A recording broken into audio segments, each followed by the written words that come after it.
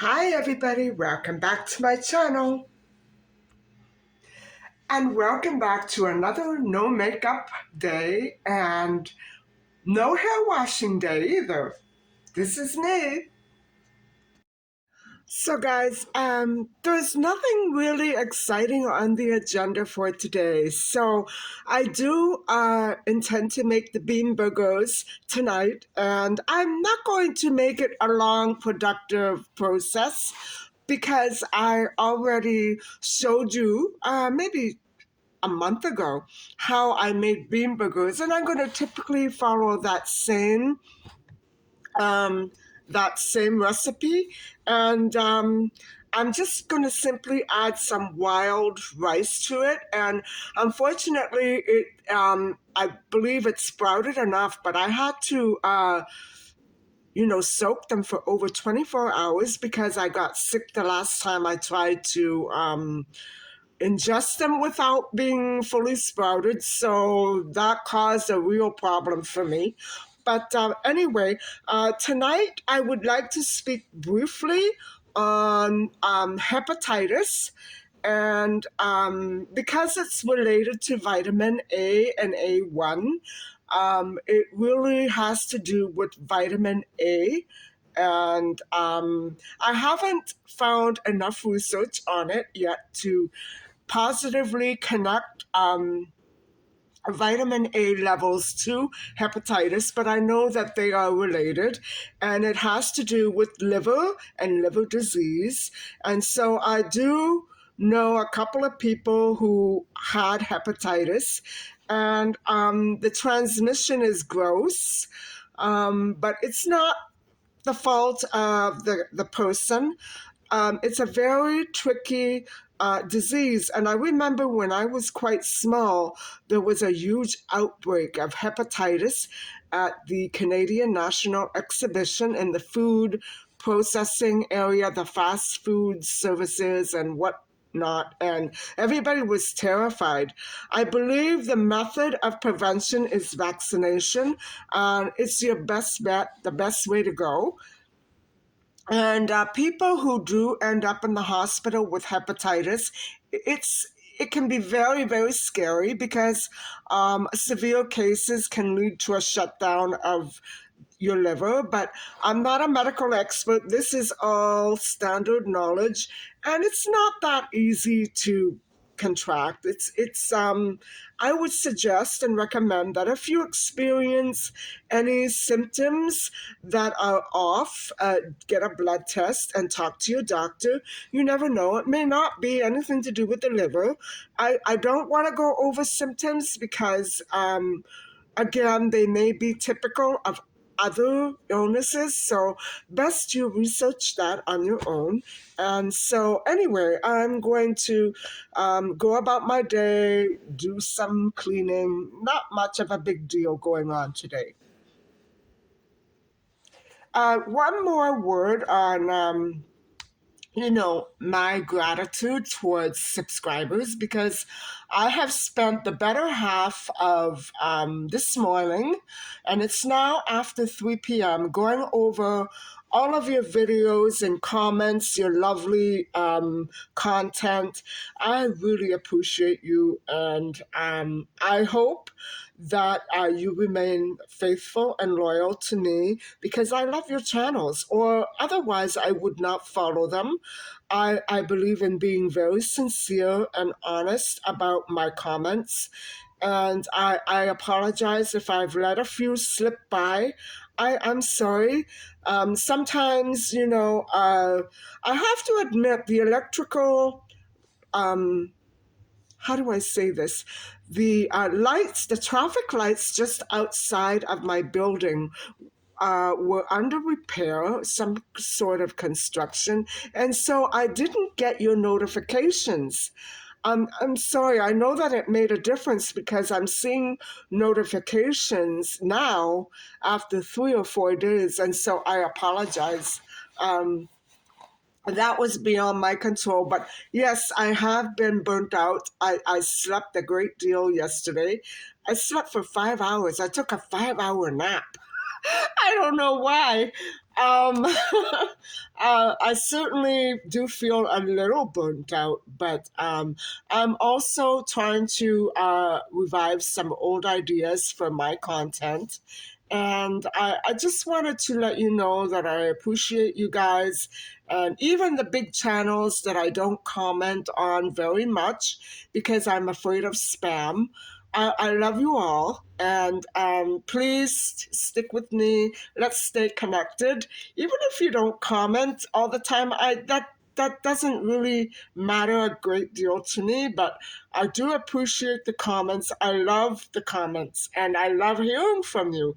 It's just such a tremendous, uplifting feeling when I see your comments and your emojis and your little love symbols. I like that.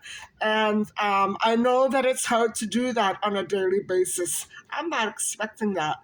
But I do appreciate any and all support that I do get from my channel. And so, you know, it's really sad when I think of the content that I posted, the last few days. I would say the last week. It's sad that Julia Wendell may not get the DNA results that she wanted or expected, but I'm asking her to not give up hope. I'm not trying to intrude on the family dynamics of her situation. I absolutely now can respect the mother's, wishes and desires. I can see that she is concerned for Julia, but I don't know the situation, and so I have to question any and every child's uh, problem with recollecting childhood because yes, that can really indicate an emotional problem, but for investigators to gloss over her childhood and her family roots at this point would be absolutely um, crazy. You have to investigate. Don't stop with the McCanns. I don't want to make this a big deal, but because I'm so committed to resolving issues concerning human trafficking, especially of children, I don't say that adults are any less deserving of assistance than children, but children are truly quite helpless and incapable of defending themselves. And so you would imagine that Alessia and Livia, at 6 years old, could not have possibly done anything to control their situation, especially if they indeed are still out there and missing, even if they're with loving and generous families. To me, that doesn't mean that much. They are still missing. They are still suffering great injustices. And so I would highly commend any adult that has information about any of these missing children cases to please come forward, even if it's anonymous, come forward with your information and face the consequences, face the challenges, and you know give in to truth, because this is the only thing that will save all of our world issues and bring all those missing children home to their rightful parents. So, okay, I think that's all I'm going to say on that situation for now. I have linked articles and websites that do indeed depict a very realistic looking 20-year-old Maddie McCann. Um, they probably are not Maddie McCann.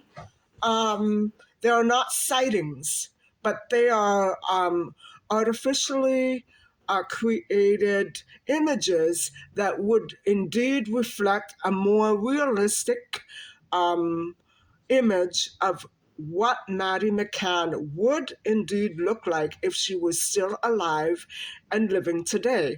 And at this point, I also want to mention, and this is on a funny note, don't take this too seriously.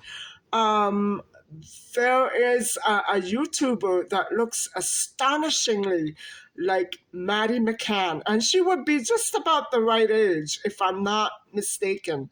And I am subscribed to her. I don't know how this happened, guys, because I remember subscribing to her because I absolutely adore her content. And I will link her channel below. And it's funny that I came across her newly uploaded vlog today because it just struck me as how much she probably looks like, but of course isn't, Maddie McCann. And so I love her channel, guys. She has fantastic content, although it's a little, she's a little young for me. Her content to me is timeless. And so thank you. I appreciate all the timeless content based channels that I follow, and the many more that I haven't yet discovered. I'm coming for you. So, anyway, on to my day, and I have to finish my shake. And my appetite is so irregular. I get hungry in the middle of the night. I don't know what's going on with me. It must be something in the air. I don't know. Anyway, I'll talk to you in a little bit.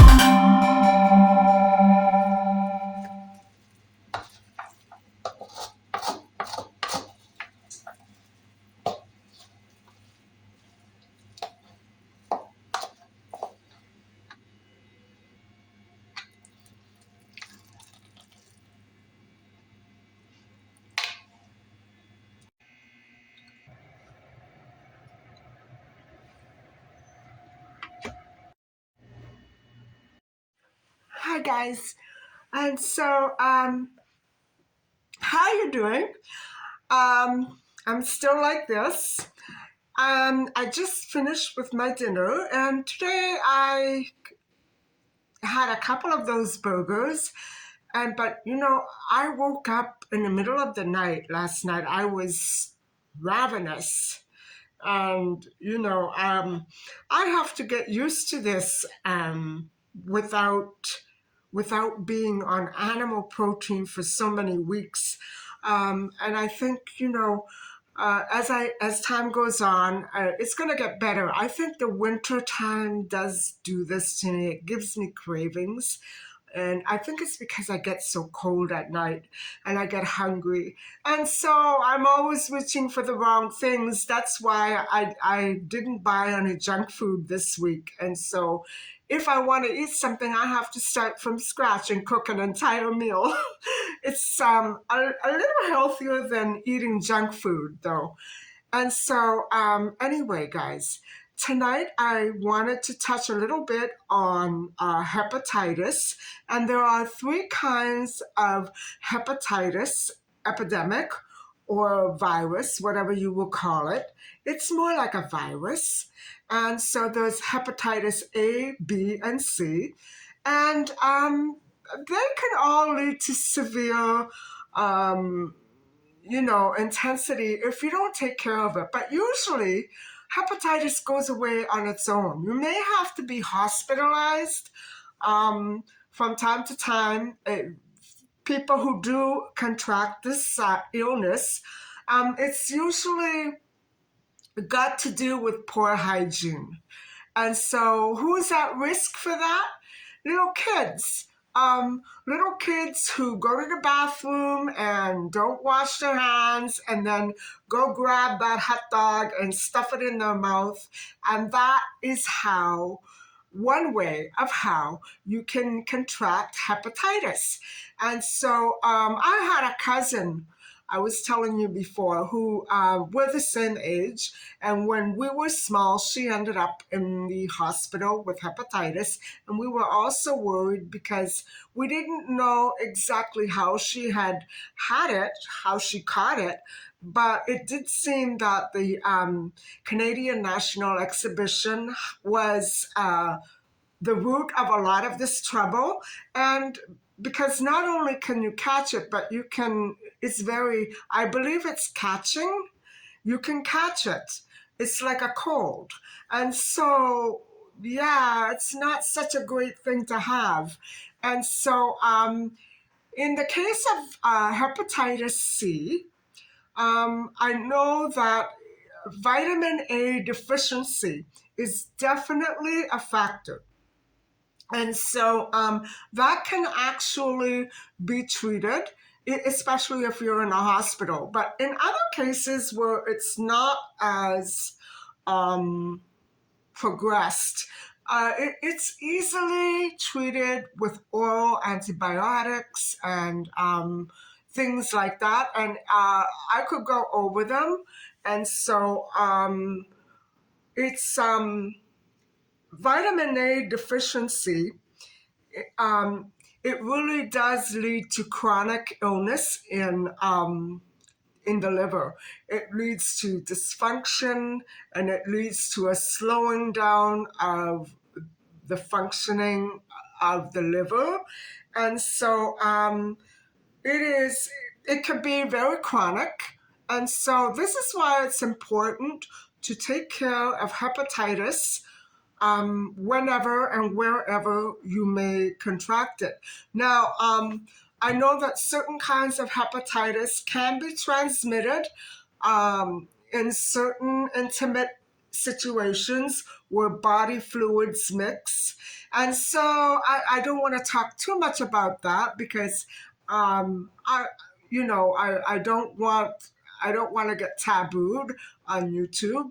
And so I think that it's very important for us to keep our eyes peeled for these kinds of diseases because, for instance, hepatitis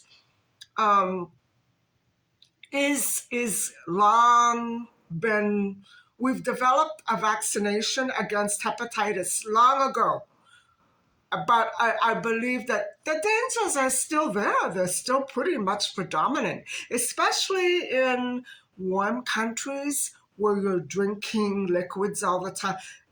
That's another prime example. So poor hygiene. Remember, poor hygiene, because even if you maintain a great um, sense of hygiene, personal hygiene, you don't know who that person who just served you the food and the drink in that warm climate at that beautiful restaurant or at the beach, you don't know the situation that everyone else is, adapted to.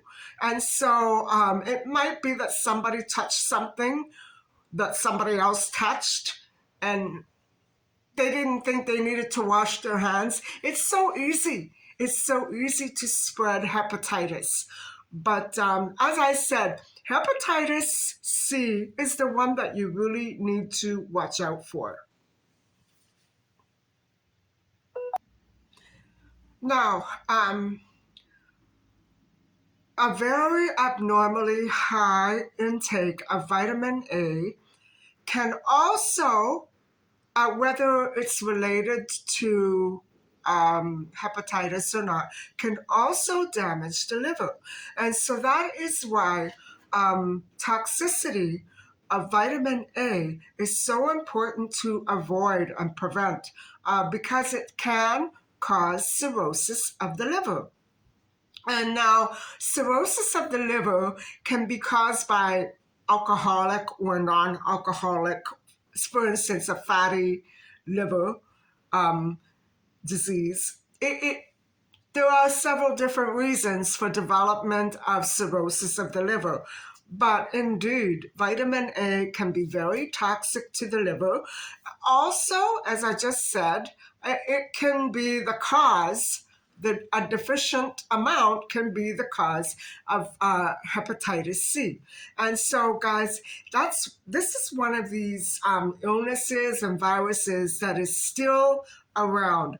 And goodness knows how many centuries it has taken to come to this point. And thank goodness that we have developed a vaccine against hepatitis. But like I said, unless you're always getting inoculated every few months, there's a good chance that you could develop it. If your inoculations have not included hepatitis. Um, Now, I don't understand all of the specifics of what is involved, but there are treatments with vitamins that are very, very beneficial in curing and healing hepatitis at whatever stage it may be. And so, guys, this is, I guess it's like that with all of these other viruses that come along. For instance, maybe even AIDS. Now, AIDS is something that scares me immensely because I don't know a lot about it. And there's a great big stigma attached to AIDS. And really, it's a disease. It's very much like hepatitis, very much so, because the fluids um, are contaminated, just like in hepatitis. So it just depends on what strain of the virus, a virus, that you will contract. And guys, this is so important. I know that we have come a long way in the past 2 decades or so, especially since the onset of the most recent pandemic, COVID. And so COVID-19 is a strain of, say, for instance, this coronavirus that keeps mutating. And I believe I had one of the worst strains before it finally hit everybody else in 2021. And so I contracted COVID 19, or a much worse strain than that, in November of 2017. So you can imagine I had all of those symptoms magnified much, much more. And I know that people still do get that severe case of COVID. Every once in so often, a very severe case will hit, and those kinds of people end up in the hospital. And so, this is what I'm saying about hepatitis. You don't know what strain of that virus you're going to get. So, it's in all cases that regard disease and the spread of disease, intentionally, no. Unintentionally, yes. You need to wash your hands and other areas of your body and body parts. You know what I'm saying? You need to be very immaculately clean if you yourself want to stay healthy and prevent other people from catching diseases. Now, I'm not saying if you don't take a shower every day, you're a walking illness. That's not exactly what I mean.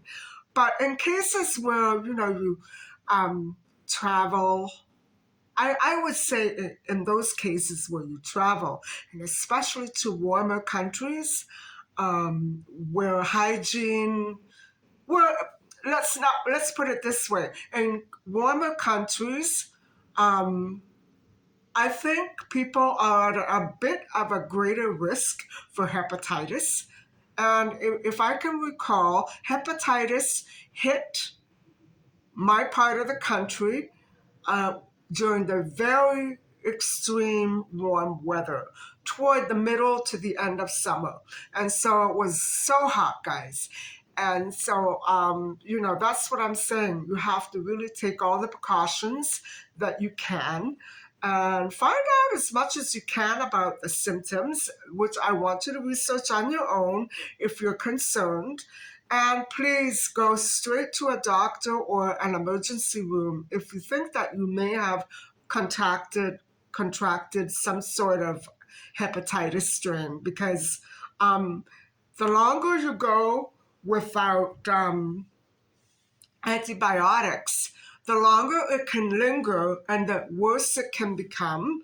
I'm not saying that you always need antibiotics. Usually it will go away, but that's not if you're continuously in contact with the original source of that bacteria. You know what I'm saying? If you can't find the original source of that bacteria and avoid it and fix it, you know what I'm saying? And remove it, it's not going to be any good. You may have to get some hospital treatment, and like that, you can build up those strong antibodies again and try to fight off everything that you've been exposed to. Yeah, these things are pretty scary, aren't they? Anyway, I think I've said about enough for one night. Don't you think?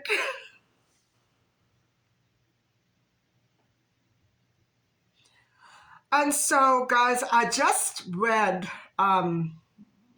saw a small piece of uh, a surprise documentary that has aired in Europe, and it is, lo and behold, based upon the claims that Julia Wendell is actually Maddie McCann, the long lost toddler from 2007, Portugal. And so the name of that place where Maddie McCann went missing was Praia da Luz, Portugal. And it's a beautiful summer resort, guys. And so that's why I'm so flabbergasted that nothing has come out of the investigations on Maddie McCann, her disappearance, her whereabouts, her captors, her kidnappers, her abductors, nothing, nothing. And so we're all still mystified as to what actually happened to Maddie McCann. Now, can this be a hoax?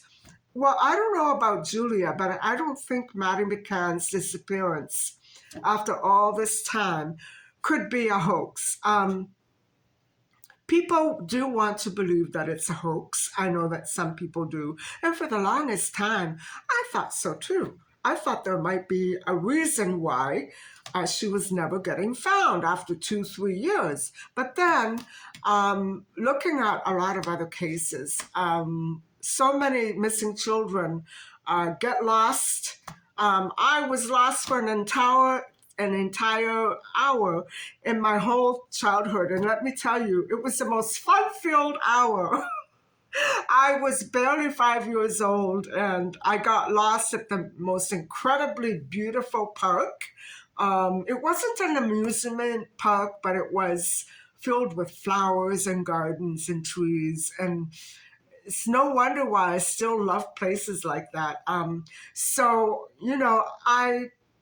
I actually have fond memories of getting lost, but my parents were so overprotective. My father had his camera that day, his film camera, and he actually spotted me racing along the pathway where they first lost me. And I decided to stay on that path because I knew that sooner or later my parents would happen along. I think that must have been something that they taught me. You know what I'm saying? But that's a case where a child wanders off on her own or his own and eventually gets found, right? So I know that my parents wouldn't have gone anywhere without me that night. So they were not going to go home without me. But it was still bright early afternoon when they did finally find me after a lot of scolding and a lot of giggling. I thank goodness that ended well because there are many cases where children do not ever get reunited with their parents until they're middle aged or until one of them has passed away, or it's so tragic. And so that's why I'm not sensing at all that Maddie McCann's disappearance was any part of a hoax or a scam. And just the same with Julia. I think she has a gap in her memory. She's disconnected from her past. And there's probably a very viable and valid reason. Maybe mother and daughter were separated for a few years. I don't know, guys. It could be anything. I'm not saying that she's Maddie McCann. By all means, I don't think that she really is. However, on the missing child, that the woman in the documentary that was televised looks exactly like Julia, much more than Kate McCann does, or Irina Lucidi for that matter. So I'm going to try to link that documentary below in the description box below, and look at it with an open mind because sometimes things are not at all what they may seem. But only time will tell. Julia really rocked the entire world, not just her own nation, the entire world with this claim. And I don't think it was intended to harm anybody. She was merely trying to help herself. So let's not, start trying to figure out ways to have her arrested or put away forever. I think she really did have good reason to believe that she could have been Maddie McCann. And that's as pure, as simple as that can be. And so, guys, I hope that you've enjoyed watching me make my burgers and talk to you about my day and, give you some points about hepatitis and what it's all about. And so I hope that you have enjoyed this video. Thank you so much for watching. And please don't forget to like and subscribe. Bye for now.